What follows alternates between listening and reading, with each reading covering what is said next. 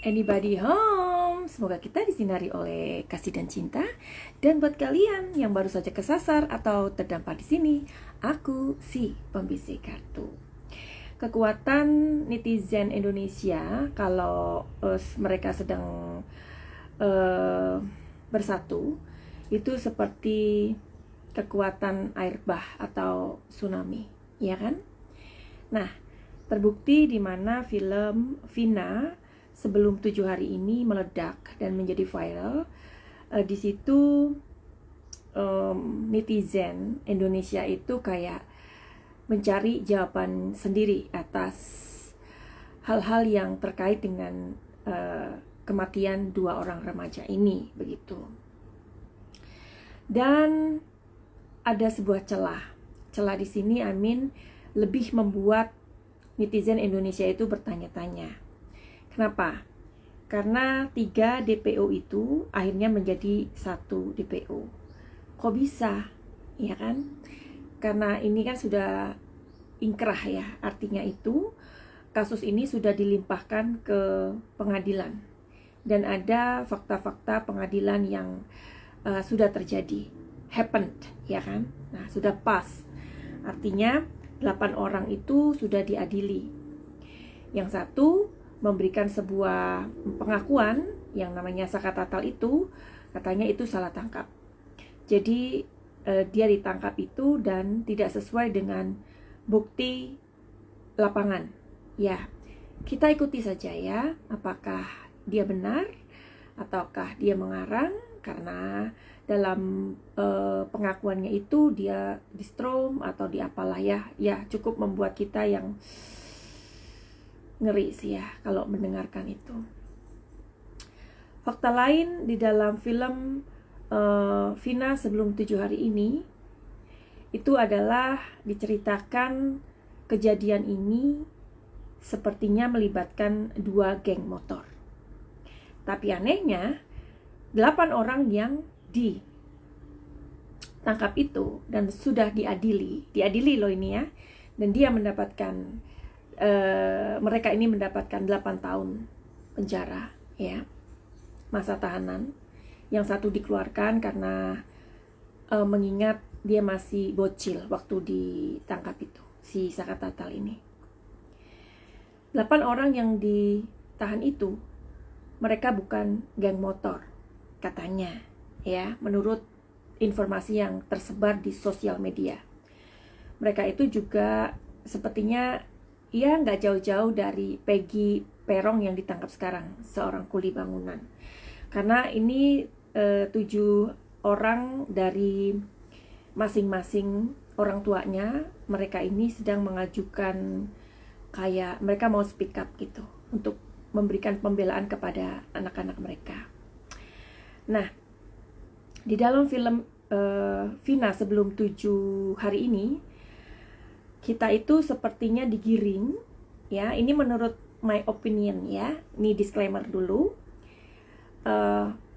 Menurut opini aku, kita itu sengaja dari awal kayak digiring kepada fakta anak-anak geng motor. Tetapi ya ini aku mohon maaf ya kalau mungkin berbeda dengan kalian, dan ini sepertinya aku mendapatkan intuisi ya.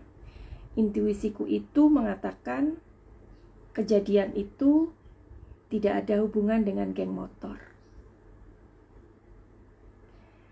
Tapi kita dari awal sepertinya digiring ke sana, apalagi adanya Linda yang mengaku dia kesurupan.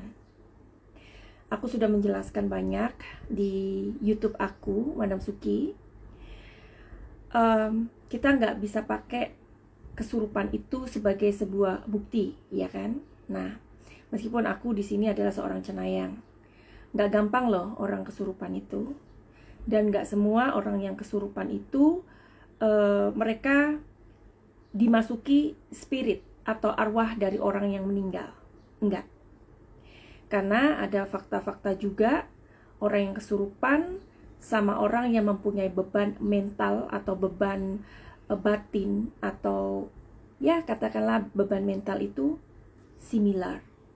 Karena aku pernah beberapa kali mengobati orang-orang yang kesurupan. Jadi kesurupan itu bisa saja memang kesurupan, tapi ada faktor lain yang menyebabkan dia teriak-teriak, menyebabkan mereka ini kayak benar-benar kesurupan tapi tidak kesurupan, tetapi itu adalah kondisi psikologi yang tertekan. Jadi kita mau memakai yang mana? Karena kesurupannya Linda ini tidak bisa dijadikan sebuah bukti bahwa geng motor ini ada atau ikut andil dalam meninggalnya 2 remaja ini. Paham ya? Kalau menurut intuisi aku, sepertinya nggak seperti itu. Jadi ini ada penggiringan dari awal. Kalau kasusnya Vina dan Eki ini terjadinya karena geng motor. Menurut aku, intuisi aku kok nggak seperti itu. Maaf berbeda ya. Dan setiap orang bisa saja mempunyai opini atau intuisi atau firasat atau apalah. Karena semua itu butuh sebuah proses untuk mencari tahu kebenarannya. Jadi kebenaran itu memang harus dicari tahu. Karena kebenaran itu nggak bisa mandek dalam satu kondisi yang kita kayaknya berputar-putar di situ. Kalau kalian mau membuka misteri Vina dan Eki ini meninggalnya, kalian mesti keluar dari circle anak-anak geng. Siapa tahu Vina dan Eki ini dijebak. Siapa itu Mel-Mel? Mel-Mel kan mengatakan di situ, ya, saya bukan geng motor. Ya, saya bukan bagian dari geng motor. Itu poin yang aku ambil. Mel-Mel mengatakan, si Vina bilang sama Linda, ayo pulang, sudah jam 11 malam. Ini anak-anak remaja, umur 16 tahun, mungkin di bawah ya. Itu jangan-jangan ini hanya kenakalan remaja yang, mohon maaf, disclaimer, prediksi aku ya, dugaannya, jangan-jangan ini kenakalan remaja. Karena kalau kalian ngikutin YouTube aku, Madam Suki, di kartu tarot aku itu pelakunya 5 orang. Apakah 5 orang itu? Nanti aku bahas ya. Karena aku pengen banget terkoneksi dengan spirit, atau bukan spirit ya, sorry ya, energi. Energi itu kan sesuatu yang melayang-layang. Energi itu informasi. Anggaplah energi itu adalah sebuah informasi yang ada di jagat raya ini. Meskipun aku seorang tarot reader dan bisa jadi aku adalah seorang cenayang, aku gak suka segala sesuatu dilibatkan dengan arwah-arwahan. Aku gak suka. Karena aku juga logis, ya, aku orang yang logis cara mikir aku. Jadi aku gak suka melibatkan kayak yang perkelinikan atau segala sesuatu dikait-kaitkan dengan roh, dengan arwah, enggak. Ya. Oke, sampai di mana tadi? Jadi menurut intuisi aku, sepertinya ada 5 orang, ya, 2 perempuan. Karena ternyata Linda ini bukan 1, tapi 3. Linda yang mana ini? Linda yang kesurupan, Linda yang bertato, atau satu lagi Linda yang kita belum tahu. Apakah si Mel-Mel ini sedang memberikan sebuah clue? Vina malam itu sebelum kejadian bilang, ayo pulang yuk Lin, sudah malam, jam 11. Mel-Mel mengatakan, saya bukan anak dari geng motor. Dan Memel mengatakan, kami ada di sebuah tempat muter-muter untuk ngomongin karena si Eki ini curhat tentang si Peggy. Klik nggak? Kalian bisa nggak terhubung dengan intuisi aku sekarang? Jangan-jangan di situ ada 5 orang, 2 wanita, 3 laki-laki. Sesuatu terjadi seperti yang aku prediksikan di kartu tarot aku yang gede itu. Coba ya, kita lihat ya kartunya. Karena ini kartu tarot aku ya. Oke, kalian biar tahu dulu. Dan ini juga kartu tarot aku. Oke, nanti di sini ada 2 kartu, 2 box ya, kartu tarot. Oke, dan aku pernah memberikan kalian kartu tarotku yang ini, yang segede dosa. Kalau dibandingkan ini ya, kecil banget kan? Oke. Dan aku juga ada tuh kartu tarotku yang paling kecil banget. Oke. Di kartu tarotku yang pernah aku lihatkan ke kalian yang segede ini ya, di situ ada sumur. Apakah terjadi sesuatu? Namanya kita kalau mikirin kenakalan remaja itu gimana ya? Nah, suatu hari mungkin si Eki dan si Vina ini jangan-jangan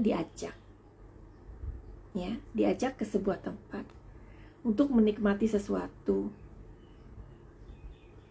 Terjadilah sesuatu itu, dan karena ada kepanikan, 2 orang itu meninggal. Ya, rencananya kan di situ di gambarku itu ada sumur ya. Nah, mau dibuang atau ditaruh jenazahnya itu di sumur itu. Tetapi karena akhirnya berubah skenarionya ya, jalan ceritanya, maka dibuat aja seperti kecelakaan. Karena seperti yang polisi waktu di kejadian itu dikatakan bahwa itu adalah kecelakaan tunggal. Setelah itu kan ada orang yang kesurupan. Bagaimana mungkin status dari kecelakaan tunggal berubah menjadi pemerkosaan dan pemukulan setelah ada yang kesurupan itu, dan setelah ada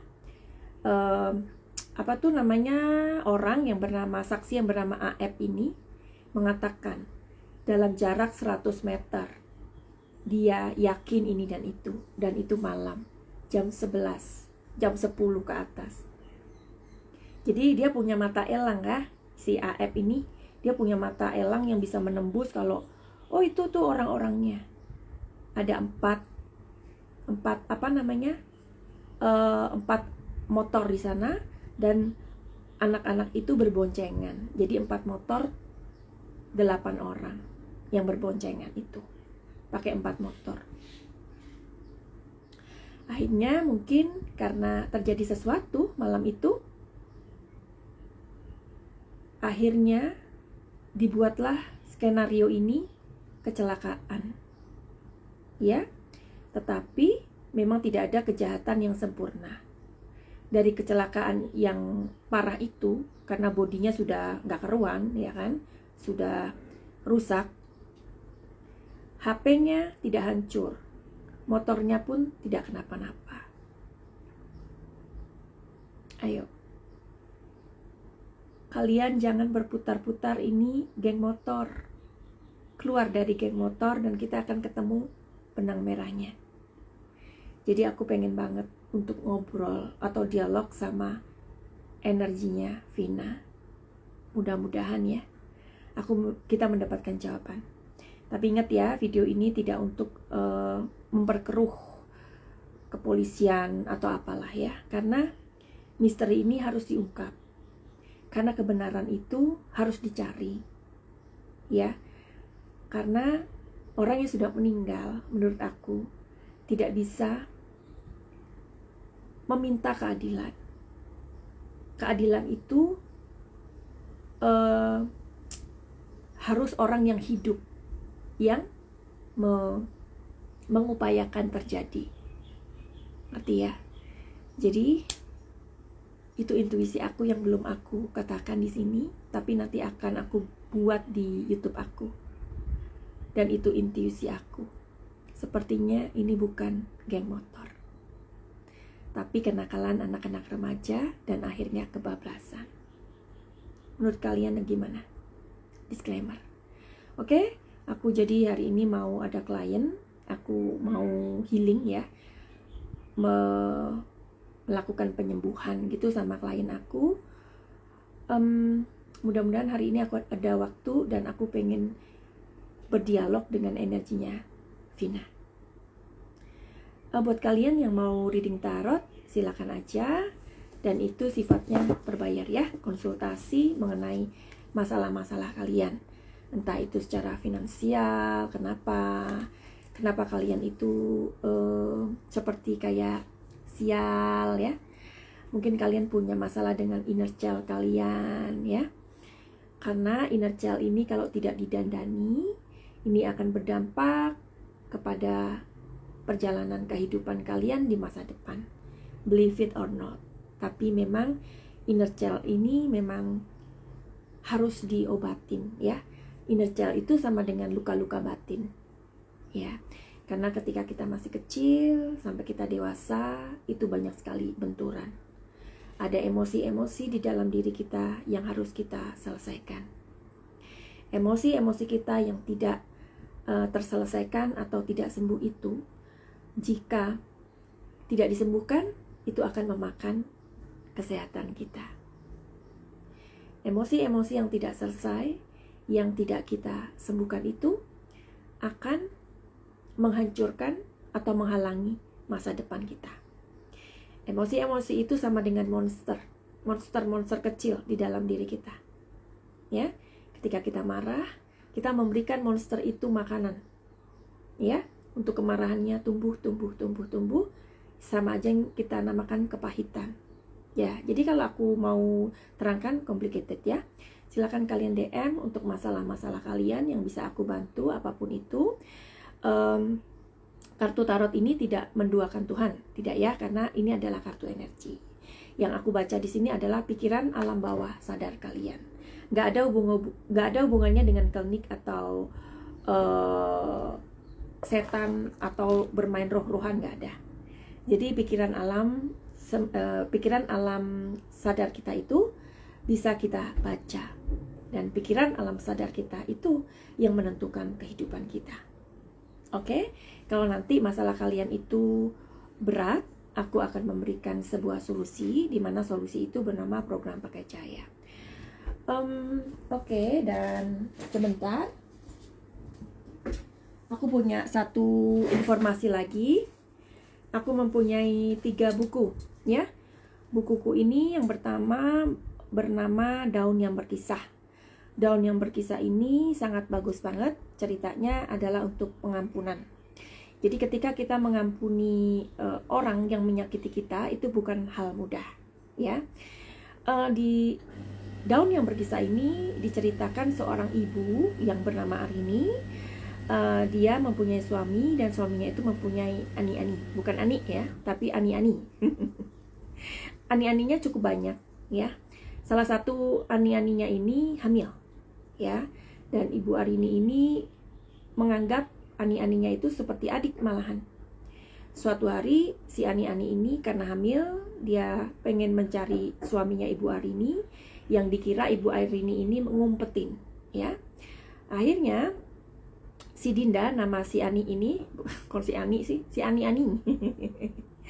Si Ani-ani ini namanya Dinda, dan Dinda ini dengan hamil besar mendatangi Ibu Arini dan menyuruh suaminya Ibu Arini ini keluar gitu, ya. Ibu Arini menjelaskan ini adalah puncak dari klimaks dari masalah ini, dan si Dinda itu menyilet wajah Arini, ya. Dan kemudian si Dinda ini meninggal. Ketika sebelum meninggal, anak yang dikandung sama si Dinda ini, siapa orang yang menyelamatkan atau menolong Dinda pada saat hamil besar?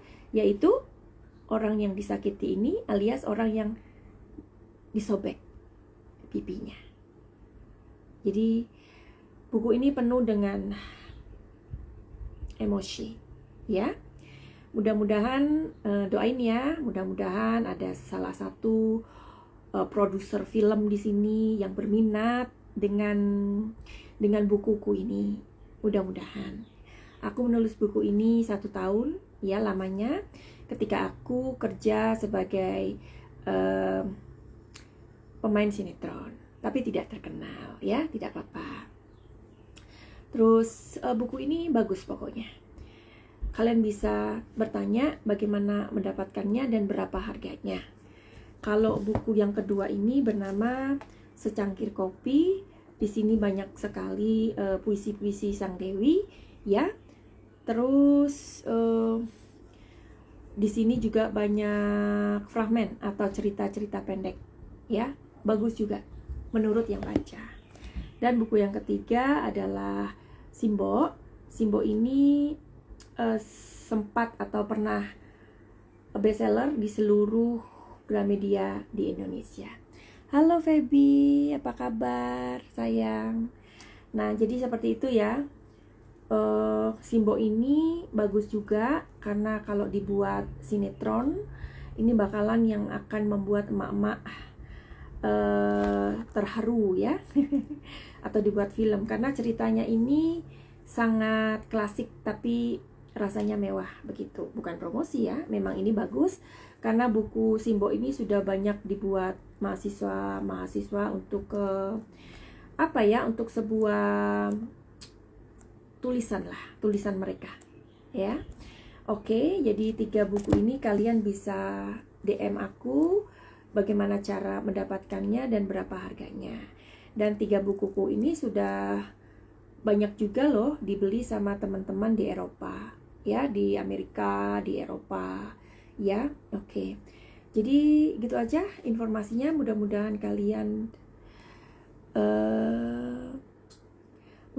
kalian sehat dan kita semua bahagia. Oke Feby, belum bisa main ke Banyuwangi. Oke, terima kasih sayangku semuanya. Silakan mampir di YouTube aku Madam Suki ya. Finally begitu aja, send love and light. Salam Madam Suki di Thailand. Bye bye. Salam juga buat Feby.